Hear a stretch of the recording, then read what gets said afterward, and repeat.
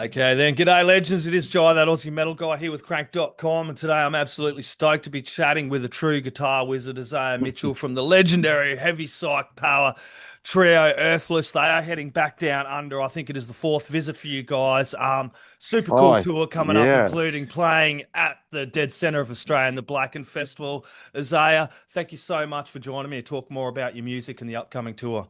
Cheers, Jai, man. Thanks for having me. Oh, dude, it has been an absolute pleasure to dive into your music. I'd heard of you guys a little bit, but I hadn't got a chance to really check you guys out till the last week. And it is some of the best stuff I've heard. It Oh, is rad, man. definitely the closest for me that you can get to a spiritual experience, the music as well. You just get totally lost in the music. Rad, man. Thank you. Yeah, I'm glad it's hitting you in that way. That's the goal. That's the intention. Yeah, man. So let's go back to the beginning. Tell me a little bit about Cool. kind of how you guys formed back in 2001. What originally brought you, Mario and Mike, together musically, and what was the initial vision for Earthless? Well, I worked at a guitar store in a town called Encinitas. We all grew up in San Diego, but a little town called coastal beach town called Encinitas. I worked at a guitar shop, and I worked with a guy named Scott Bartoloni, who Mario was in a band with called Quick Attack Itawi. And Mike was friends with Scott too. So they would, I'm like 16-year-old with braces, and they're older than me, and they'd come in the guitar shop and yada yada, and just yeah. So I remember seeing them hanging around, hanging with Scott and everything, and then they heard me play a little bit, and then Mike and I started a band called Lions of Judah, and it's like Blue Cheer meets Grand Funk Railroad and Sabbath and all that stuff. So we had started playing together. I was like 19 or 20, and then I lived in the Bay Area, San Francisco Bay Area. I moved there when I was like 21, and nothing was really going on for me up there. And I came back home to visit for the Christmas holidays, and Mike asked if I wanted to jam with Mario at Mike's house. I'm like, yo, of course. Yeah, Mario's one of my favorite drummers. So it's like, yeah, let's do it. So came back home for the holidays. We jammed one day, had fun. We jammed again the next day. Just super fun. A really good time. And I go back up to the Bay Area, and they're like, "Hey, you guys want to play a show?" Mario hit us up. So we got our first gig at the Casbah, and I came down. We played that show. I didn't think much of it, and Mario's all, "Oh, it was super fun. We should do it again." And I was like, "Oh shit, okay. If he wants to maybe think of it as a thing, that'd be pretty sick."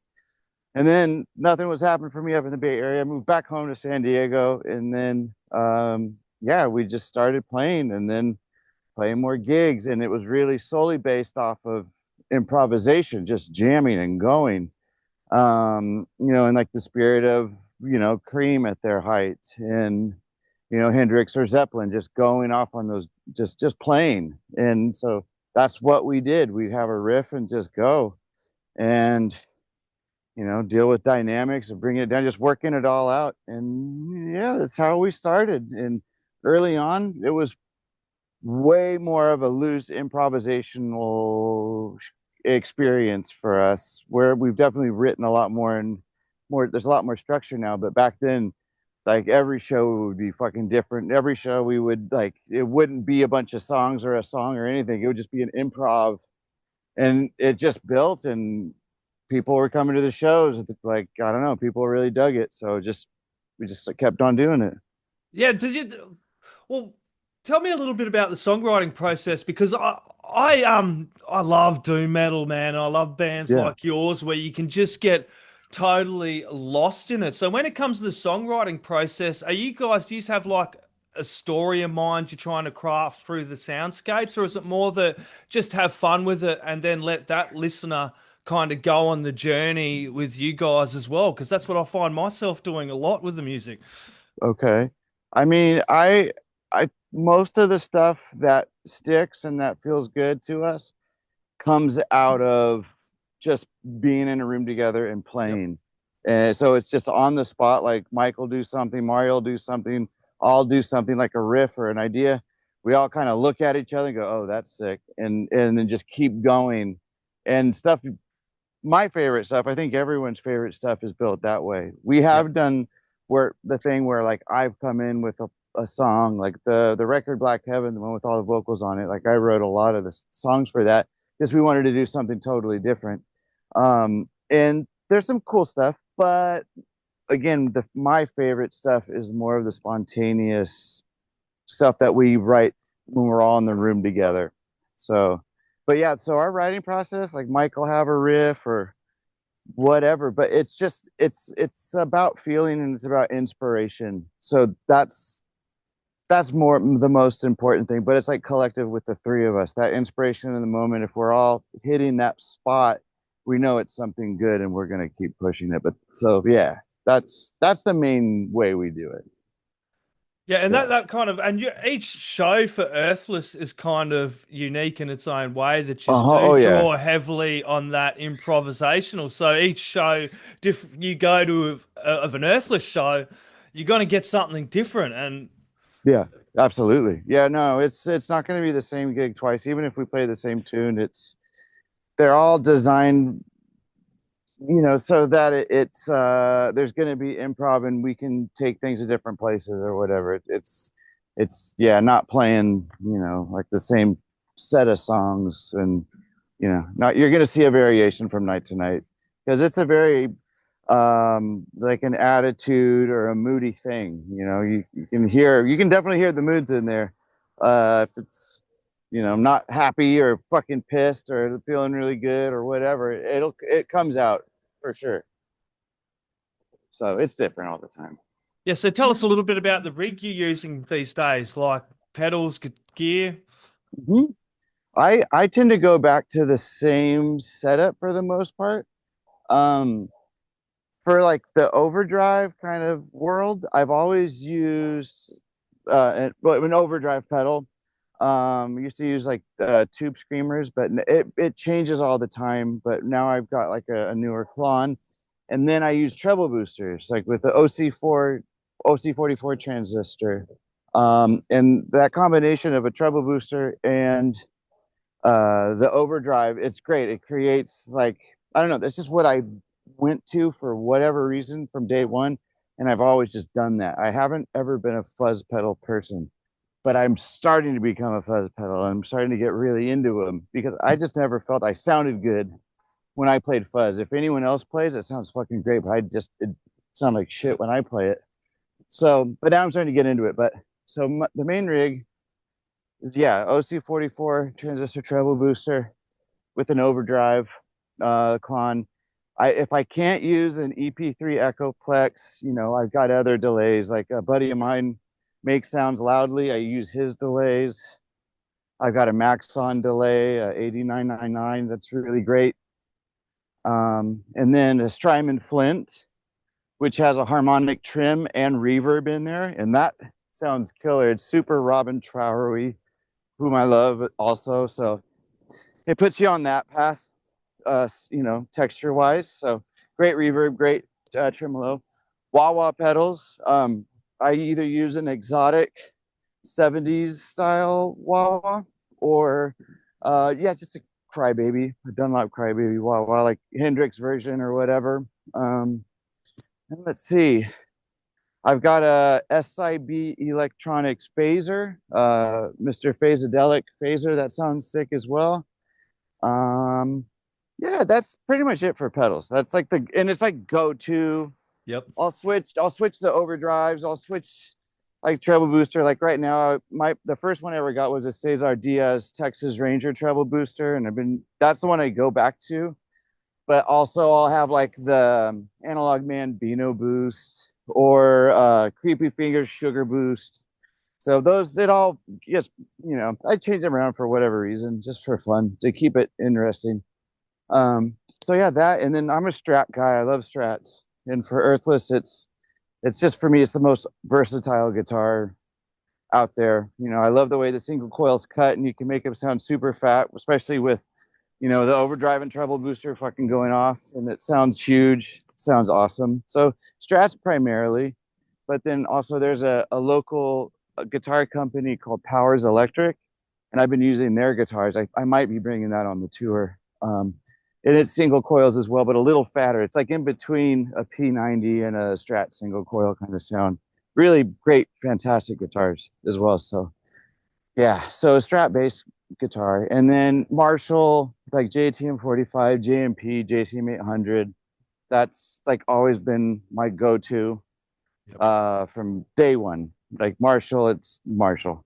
I love orange cabinets, and they're just really heavy duty, and they sound great. I've A/B'd them against other cabinets, like older Marshall cabinets. Just the wood they use for the orange is just, it's thick, it's heavy, it sounds really good. And high wattage speakers, Celestion 75s or 50s, whatever. So that's my pretty much that's my go-to rig for sure. Oh yeah, dude. So Go-to. you guys have had a really close relationship with Australia. I think this is the fourth time you even done a I thought, live dude, we got recorded a more live. than that. Yeah, We've yeah, been you recorded a more. Like I live. think probably like 6 or 7 times. I Oh think. wow, dude. Yeah, I feel like You it's been like recorded a that. live album too here as Yeah. well, didn't you? The live at Tim's, was it all? Yes. Yes. Yes. There was a live at Tim guitar a while ago, and that's where it's great because the song Uluru Rock was conceived at that show. Mario, we were about to start playing, and then Mario had to go to the bathroom, and I'm standing up there going like, "Ah, shit!" Kind of, I'm just standing by myself. It's kind of awkward, so I just started playing, and the Uluru Rock riff just came out, and then we started playing it right then and there, and then that felt good. That was right, and in the moment thing that felt good, songwriting thing we were just talking about. So, yeah, that's And where that song came from, and then now you get to go play it in the dead center of dude. Australia at Black, and you guys must be super excited because that rock Dan, holds such spiritual significance to the indigenous people here in this exactly, country as well. So it's going to be an exactly, amazing man. experience, yeah? Yeah, that like I I never even thought something like this could happen, and it's honestly like one of the greatest honors and privileges to get to go do that of like anything in my life. It's fucking such a fucking high point, and I'm not even haven't done it yet, but it does hold serious Yep. significance, and it's like I hold in high reverence. The indigenous people of Australia. There's such a beautiful old culture and just the spirituality of it, the nature, all of it. It's something I've always been attracted to, and it's just a deep honor that we get to go do this. I mean, it's a highlight of my life, 100%, no doubt. Yeah, Like it's huge. Yeah. that Blacken Festival is going to be absolutely amazing, you know what I mean? And you guys on there as well. It's just got a little bit for everybody at that festival. It's going to be absolutely huge. Man, I can't wait. That's awesome. Yeah, Uh, dude. So, how do you approach these shows like the Aussie tour differently, knowing that you're coming back? Do you have a set, or do you just kind of rely on the improvisation, or how do you set these up? Yeah, I mean, we'll just play kind of what we feel like. We want to mix it up, stuff that is enjoyable for us to play, but and something maybe we haven't played on the last two tours or whatever. So just to keep it fresh and interesting for us. And yeah, definitely make space for improvisation as much as possible. Just I don't know. I think it's important to keep on our toes and not never be too comfortable.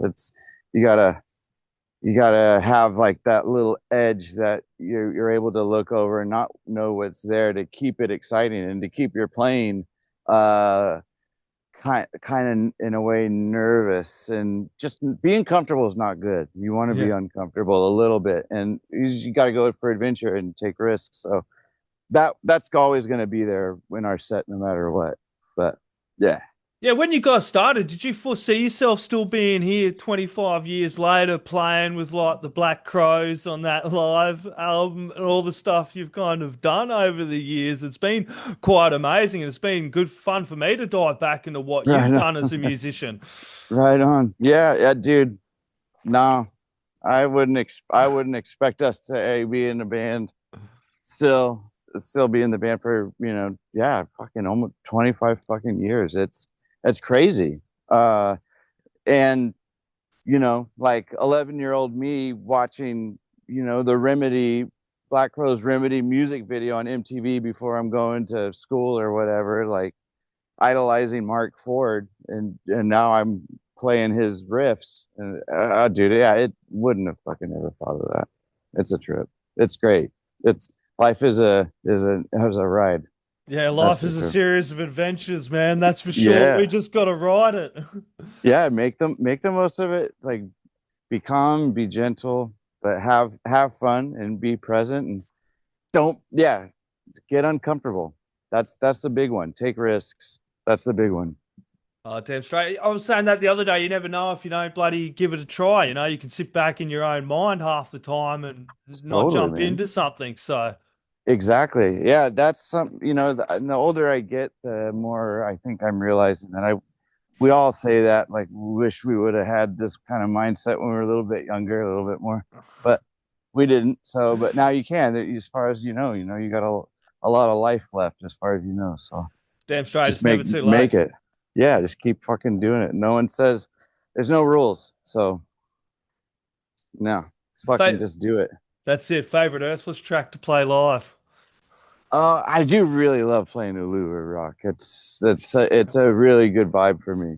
I don't know. It's a special tune. Yep.